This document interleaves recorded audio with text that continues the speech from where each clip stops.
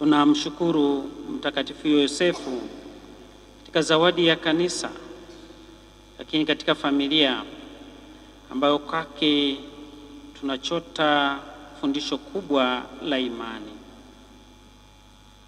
Yapo mengi, na hasa kwa wale wanaosali mara kwa mara litania ya Mtakatifu Yosefu wataona hekima, uwezo, nguvu na ukuu aliokuwa nao Mtakatifu Yosefu katika kuangalia, kutunza, kuhifadhi na kutoa mwelekeo wa familia yake.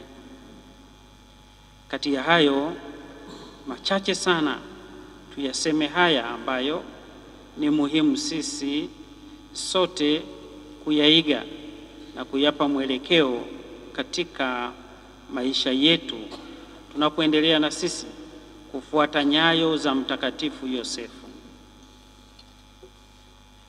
Yosefu alikuwa mcha Mungu, alikuwa na imani, aliishi imani na aliweka hiyo imani katika matendo yake ya kila siku. Sisi sote tunaalikwa kumcha Mungu, kuchota imani ambayo tumeipokea katika sakramenti ya ubatizo na sakramenti zingine, lakini tuonyeshe sasa matendo yetu, namna yetu ya kuongea, namna yetu ya kutenda, namna yetu ya kushauri kuwa kweli ni watu wenye imani.